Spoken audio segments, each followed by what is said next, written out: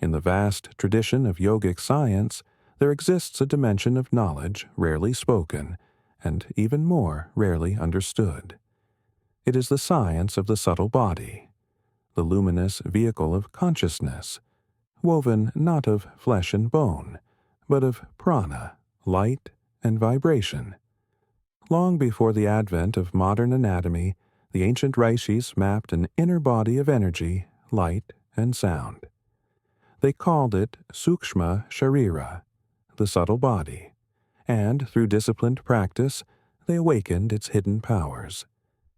To the outer eye, the body appears physical, but to the awakened vision, it is layered, gross, subtle, and causal.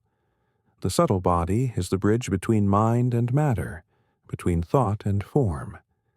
It carries the impressions of karma, the tendencies of emotion, the seeds of memory, and the currents of life force. And it is through this body that light flows, that mantras resonate, that higher states of awareness become accessible. Without access to the subtle body, spiritual practice remains external. But once this body is awakened, even the most ordinary breath becomes a channel for transcendence. What is this body made of?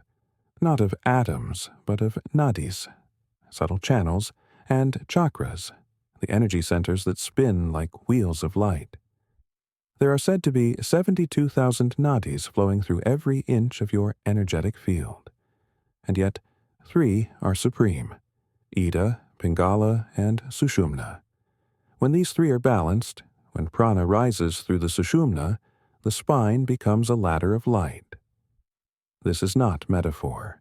It is experience. The yogi does not believe in symbols.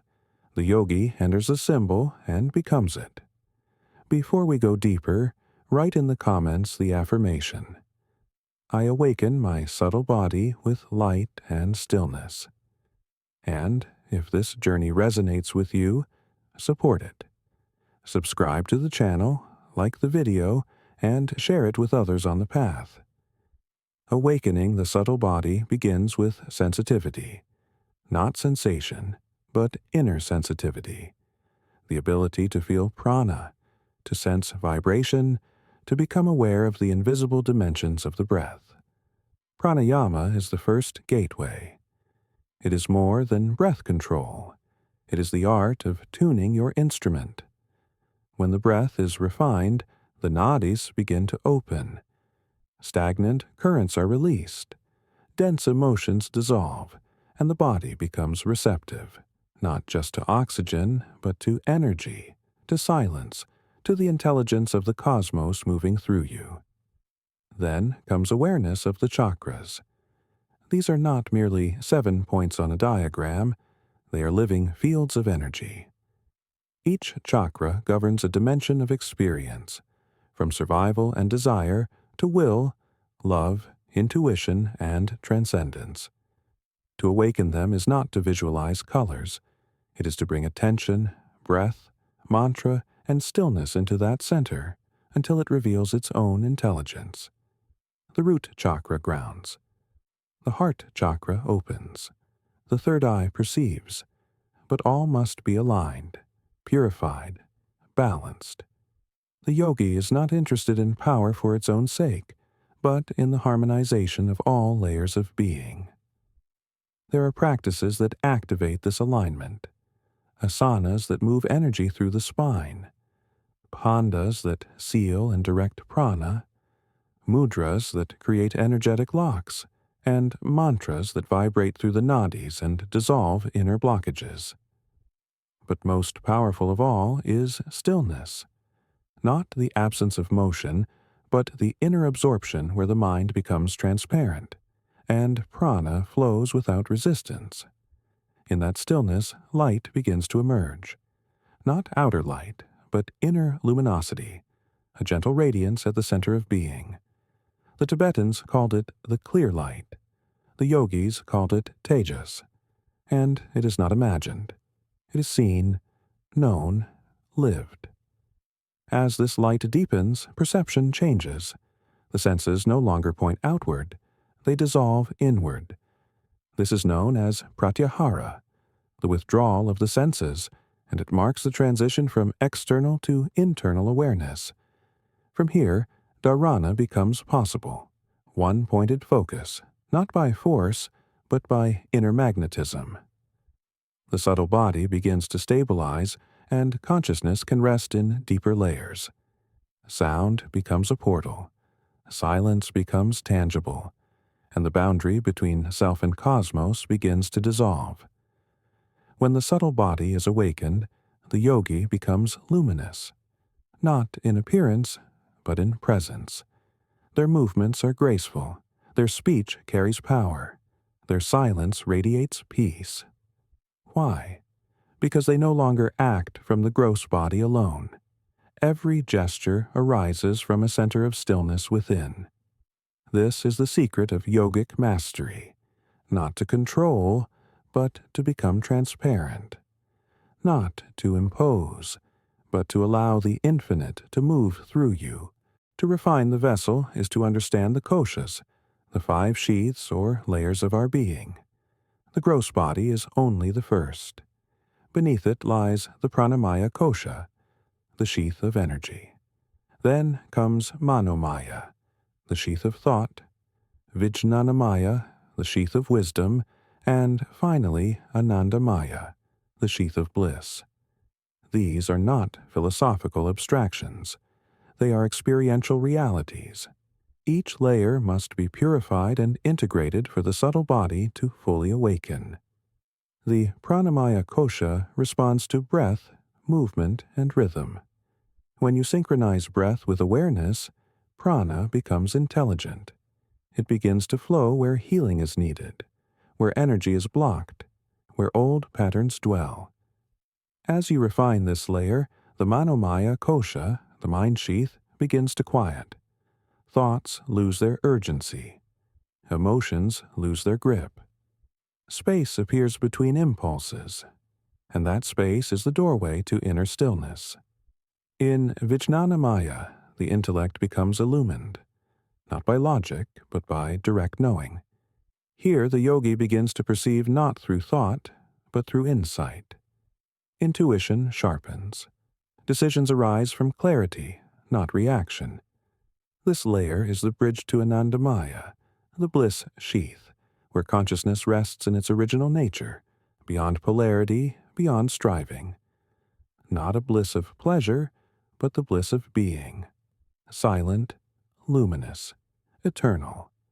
All yogic practice aims to peel away these layers not by force, but by surrender. As each sheath becomes transparent, the light of the self, the Atman, begins to shine through. The subtle body becomes not only active, but conscious. It no longer reacts. It responds. It no longer accumulates. It transmits. It no longer identifies with the temporary. It reflects the eternal. The Himalayan masters spoke of this body not only as an instrument, but as a temple. When kept pure and vibrant, it becomes a mirror of the cosmos. Each chakra becomes a planet, each nadi a star, each breath a movement of the universe. In this realization, duality dissolves. The body is no longer mine. It is a wave in the great ocean of being. But how does one maintain this awakening in daily life?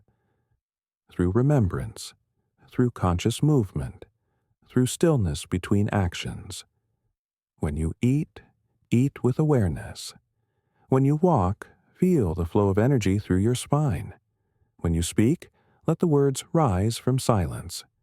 The subtle body does not sleep when the gross body moves. It responds to presence or absence. Choose presence, over and over again. Nada yoga, the yoga of sound, is one of the most direct paths to subtle body activation. Because sound is vibration, and vibration is the fabric of the subtle body. Through chanting, humming, or silent mantra repetition, you begin to awaken the dormant centers of energy. You attune yourself to the inner resonance, the sound of the breath, the sound behind all sound, the anahata nada, the unstruck vibration. When the mind becomes still enough, this sound is heard, not with the ears, but with the soul. Another doorway is visualization, not imagination, but yogic visualization, dharana with form.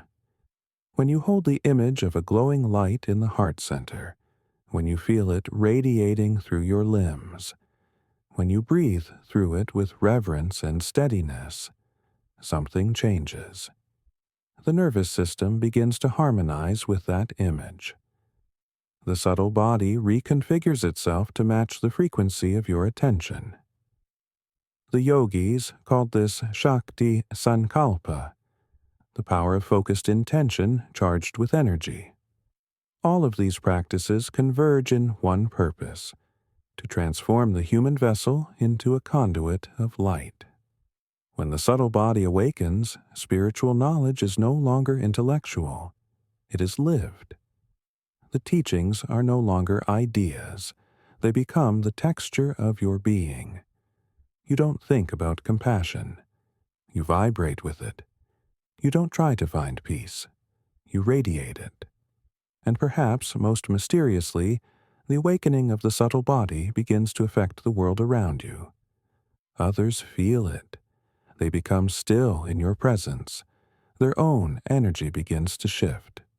The ancient texts speak of this as tejas, the spiritual radiance that emerges not from doing, but from being, from alignment, from inner mastery. This is not pride. It is humility so deep that the self dissolves and only presence remains. The yogic path is not a path of escape. It is a path of embodiment. To awaken the subtle body is to return to the sacredness of form, to live not from tension, but from flow, not from fear, but from light.